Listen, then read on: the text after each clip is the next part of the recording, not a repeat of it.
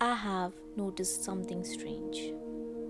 The thing I want the most never stays special for very long. Not even the things I once thought I couldn't live without.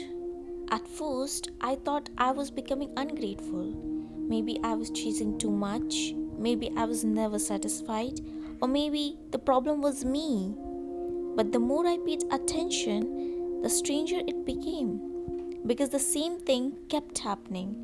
Something beautiful became background noise. And that's when a question started following me everywhere.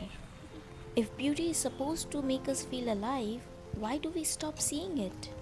Most people would probably say the answer is simple: find more beauty, travel more, experience more, buy better things, go somewhere new, or even become someone new.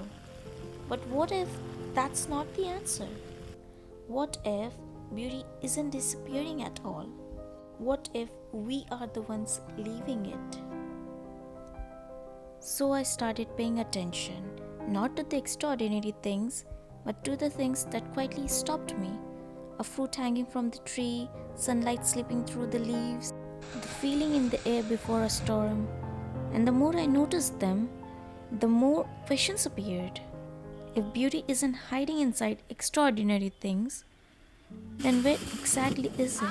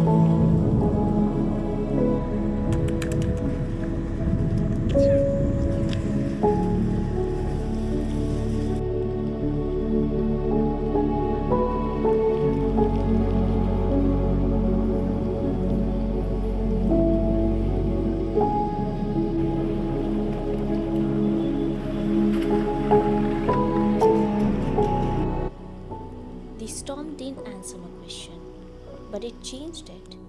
Because after the rain, I realized something else. I still love beautiful things. I still love atmosphere, architecture, carefully designed spaces, luxury, and honestly, I don't think there's anything wrong with that. Most people expect beauty to be a choice between the two worlds: nature or luxury, simplicity or elegance, the storm or the chandelier. But standing there, soaking wet from the rain, I knew something deep down. I wasn't actually choosing between them, because the feeling I had during the storm followed me here into a completely different world. A world built from details, lights, atmosphere, designs, intention. And that's when I started noticing something. Not beauty, attention. Because beauty isn't the first thing that disappears, attention is. Think about it. The first time you see something beautiful, you're completely present. You notice everything: the colors, the texture, the tiny details, the feeling, and eventually you stop looking. Not because the thing became less beautiful, but because your attention left.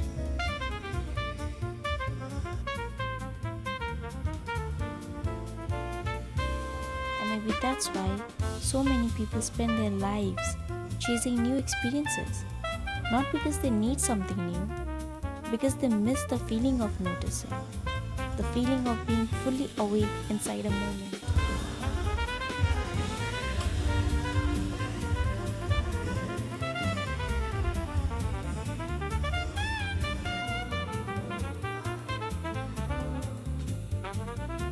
The feeling of seeing, really seeing.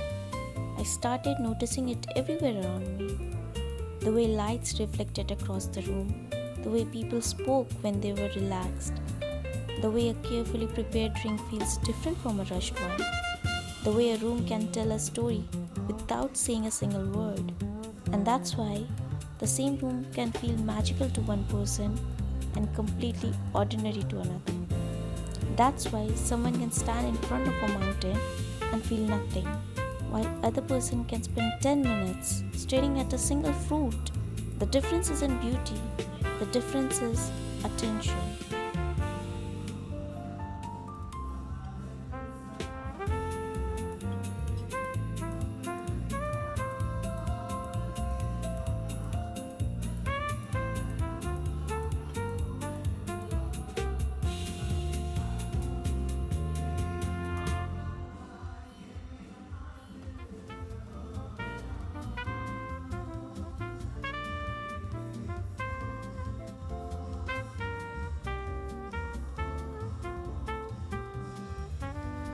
Because complete attention is rare. We're constantly somewhere else, thinking about tomorrow, thinking about yesterday, thinking about the next achievement.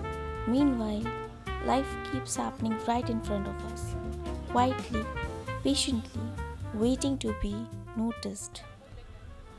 The ability to notice, the willingness to notice, and maybe most importantly, the courage to stay long enough to notice. Because most of us leave too early. We leave conversations too early, moments too early, sometimes even ourselves too early. We're always moving towards something else, next destination or the next experience. While we're busy chasing what comes next, life quietly unfolds the beauty in front of us. A storm, a room, a sunset, a meal, a person. But unfolding takes time, and beauty has always been patient. It never forces itself to be seen, it waits for someone willing to slow down, for someone willing to pay attention, for someone willing to look twice. And maybe that's why two people can stand in the exact same place, see exact same thing, and walk away with completely different experiences. One sees nothing and the other sees wonder. And maybe that's what people have been trying to tell us all along. Beauty lies in the eyes of the beholder.